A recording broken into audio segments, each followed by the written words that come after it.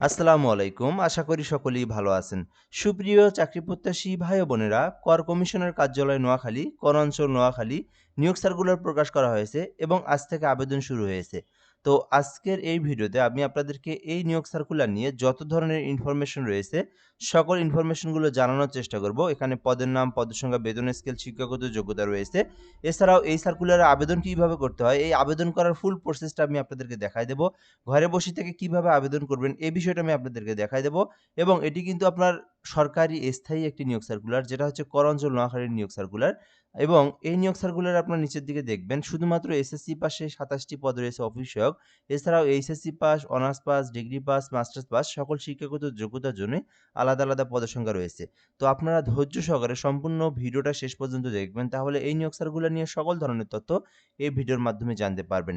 আরেকটা বিষয় হচ্ছে আমাদের চ্যানেলে যারা নতুন আছেন বা ভিডিওটা আপনি নতুন দেখতেছেন এখানে, অবশ্যই চ্যানেলটি সাবস্ক্রাইব করে রাখবেন। আমরা বাংলাদেশের সকল সরকারি নিয়োগ সার্কুলার সেটি প্রকাশ হওয়া মাত্রই সেটাকে আমরা আপলোড দিই এবং আপনাদেরকে জানিয়ে দেওয়ার চেষ্টা করি। সো অবশ্যই আপনারা যারা আমাদের এই চ্যানেলে নতুন আছেন অবশ্যই সাবস্ক্রাইব করে রাখবেন এবং ফেসবুক পেজে যারা রয়েছেন দেখতেছেন jobs plus BD Facebook page, তো অবশ্যই পেজটি ফলো দিয়ে রাখবেন।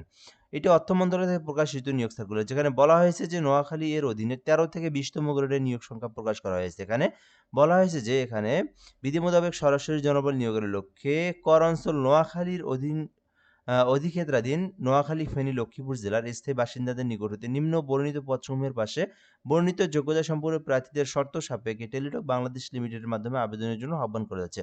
অর্থাৎ আপনাকে এই বেসিক বিষয়টাকে বুঝতে হবে, তারপরে আবেদনের প্রসেসে যেতে হবে। বাংলাদেশের ৩ টি জেলার প্রার্থীরা আবেদন করতে পারবেন। ৩ টি জেলার স্থায়ী বাসিন্দা যারা, শুধু তারাই আবেদন করতে পারবেন এই নিয়োগ সার্কুলারে। বর্তমানে কিন্তু বেশ কিছু জেলার কিন্তু নিয়োগ সার্কুলার প্রকাশ করা হয়েছে। আরও কিন্তু অর্থাৎ ৬৪ জেলার কোন অঞ্চলের নিয়োগ সার্কুলার নিবে। তো অলরেডি কিন্তু ১০ থেকে ১৫ টা জেলার কিন্তু বর্তমানে আবেদন চলমান রয়েছে। তো এই নিয়োগ সার্কুলারে শুধুমাত্র নোয়াখালী জেলা, ভালো করে বুঝবেন, শুধুমাত্র নোয়াখালী জেলার যারা প্রার্থী রয়েছেন, ছেলে-মেয়ে উভয় প্রার্থী, ফেনী জেলার ছেলে-মেয়ে উভয় প্রার্থী স্থায়ী বাসিন্দা ফেনীর এবং লক্ষ্মীপুর জেলার ছেলে-মেয়ে উভয় প্রার্থী, লক্ষ্মীপুর পুরো জেলার প্রার্থী।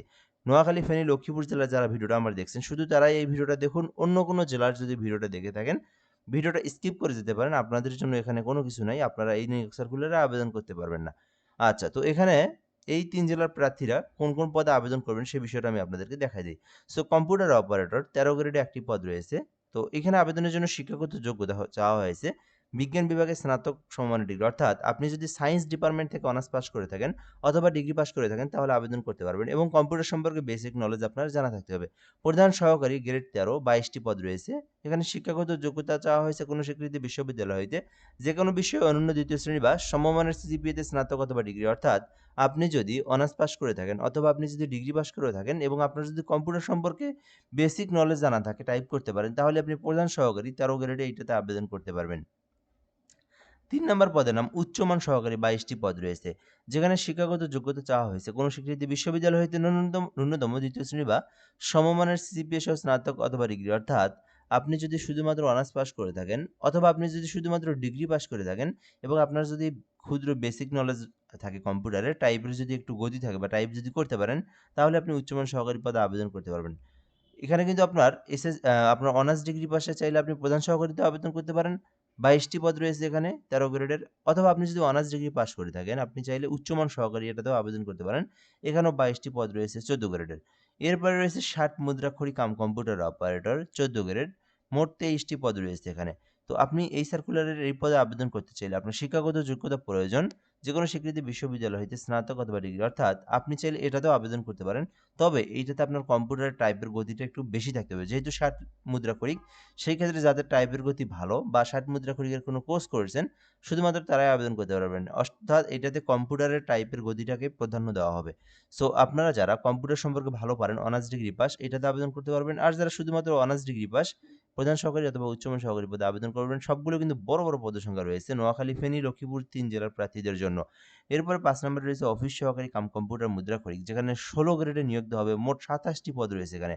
শিক্ষাগত যোগ্যতা চাওয়া হয়েছে কোনো স্বীকৃতি বোর্ড হইতে ন্যূনতম ২য় বিভাগ বা সমমানের সিজিপিএ সহ উচ্চ মাধ্যমিক সার্টিফিকেট বা সমমান পরীক্ষায় উত্তীর্ণ, অর্থাৎ আপনি যদি শুধুমাত্র এইচএসসি পাস করে থাকেন, উচ্চ মাধ্যমিক পাস করে থাকেন এবং আপনার যদি কম্পিউটার সম্পর্কে বেসিক নলেজ জানা থাকে, টাইপিং করতে পারেন, এমএস ওয়ার্ড এক্সেল সম্পর্কে বেসিক নলেজ জানা রয়েছে, তাহলে আপনি অফিস সহকারী কাম কম্পিউটার মুদ্রা পরীক্ষায় আবেদন করতে পারবেন।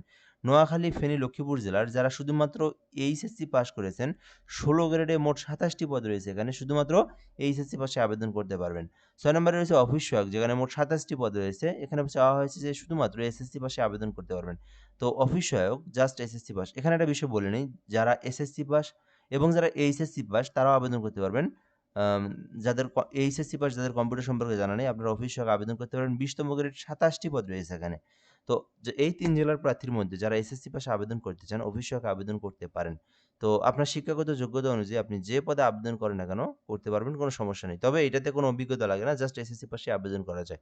সো আশা করি আপনারা পদের নাম, পদের সংখ্যা, বেতন স্কেল এগুলো সম্পর্কে জানতে পেরেছেন। এরপরের বিষয়গুলো আমরা দেখব, খুবই গুরুত্বপূর্ণ। ১৮ হতে ৩২ বছর পর্যন্ত এই সার্কুলারে আবেদনের সময় রয়েছে। আচ্ছা, এরপরের যে বিষয়টা গুরুত্বপূর্ণ সেটা আমি দেখাবো। এখানে পরীক্ষার পদ্ধতিগুলো দেওয়া রয়েছে। সম্ভাব্য পরীক্ষার তারিখও বলা হয়েছে। তো আবেদন করবেন, আবেদনের পর অ্যাপ্লিকেশন কপি হাতে দেওয়া হবে আপনাদেরকে। আপনার অ্যাপ্লিকেশন কপি পাবেন। পরবর্তীতে আপনাকে যখন এসএমএস দেওয়া হবে, তখন ওই এসএমএসটা দিয়ে অ্যাডমিট কার্ড উঠায়ে আপনাকে পরীক্ষা দিতে হবে। সম্ভাব্য পরীক্ষার তারিখ এখানে দেওয়া হয়েছে। সো আপনারা কিন্তু এই অনুযায়ী আপনারা একটা প্রিপারেশনও নিতে পারেন। এছাড়াও এখানে পরীক্ষার মান বন্টনও দেওয়া রয়েছে। এটাও আপনারা দেখে নিতে পারেন। বাংলাতে কত ২০ মার্ক, ইংরেজিতে ২০ মার্ক, গণিতে ২০ মার্ক, কম্পিউটার সম্পর্কে ৩০ মার্ক, মোট হচ্ছে ৯০ মার্ক, সর্বমোট মৌখিক পরীক্ষায় ১০ মার্ক।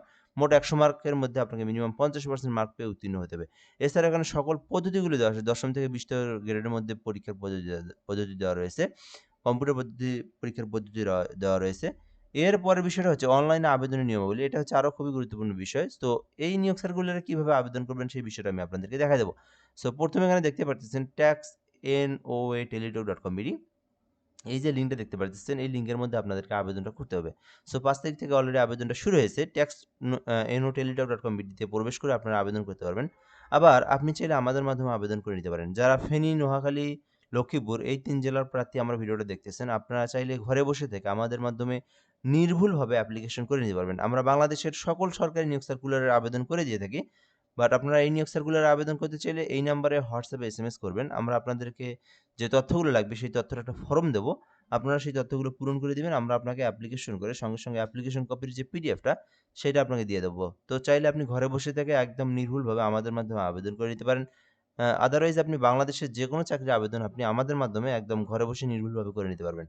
সো এরপর আমি আপনাদেরকে দেখাবো যারা নিজেরা আবেদন করবেন। সো আপনারা এই লিঙ্কে প্রবেশ করে আপনার সকল পার্সোনাল তথ্য, নিজের নাম, পিতামাতার নাম বাংলায় দিতে হবে, ইংরেজিতে দিতে হবে। ন্যাশনালিটি ওটা অটোমেটিক্যালি বাংলাদেশী সিলেক্টেড থাকবে। দেন আপনার ধর্ম, লিঙ্গ দিবেন এখানে। ন্যাশনাল আইডি কার্ড নাম্বারটা দিবেন। এখানে বার্থ রেজিস্ট্রেশনটা থাকলে দিবেন, না থাকলে নাই, প্রয়োজন নেই। পাসপোর্ট আইডি থাকলে দিবেন, না থাকলে নাই। দেন আপনার মেরিটাল স্ট্যাটাস দিবেন। এরপরে মোবাইল নাম্বার, ইমেইল, কোটা ইত্যাদি এগুলো সম্পূর্ণ পার্সোনাল তথ্যগুলো সুন্দরভাবে নির্ভুলভাবে পূরণ করবেন।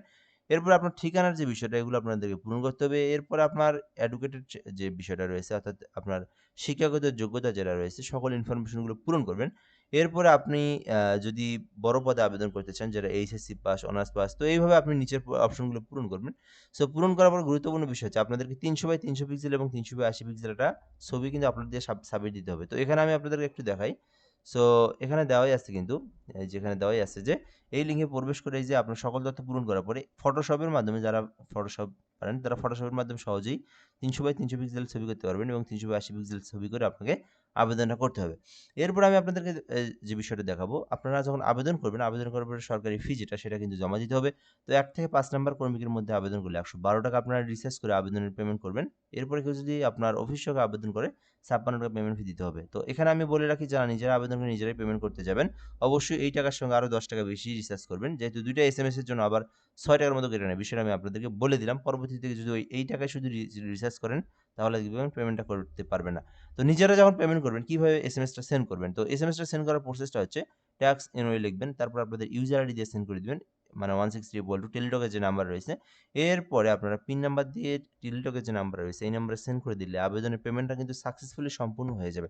সো আশা করি এই সার্কুলার নিয়ে সকল তথ্যগুলো জানতে পেরেছেন।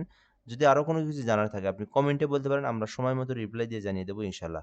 সো আশা করি আপনারা সকল তথ্য বুঝতে পেরেছেন। তো এরকম নিয়োগ সার্কুলারগুলো জানতে অবশ্যই আমাদের চ্যানেল সাবস্ক্রাইব করে রাখবেন। বাংলাদেশের সকল নিয়োগ সার্কুলার আপনি আমাদের মাধ্যমে জানতে পারবেন। আবার যারা ফেসবুক পেজে দেখতেছেন অবশ্যই পেজটিতে লাইক দিবেন, কমেন্ট করবেন। তাহলে পরবর্তী ভিডিওগুলো কিন্তু আপনার সামনে সহজেই চলে আসবে। ভালো থাকবেন। আসসালামু আলাইকুম।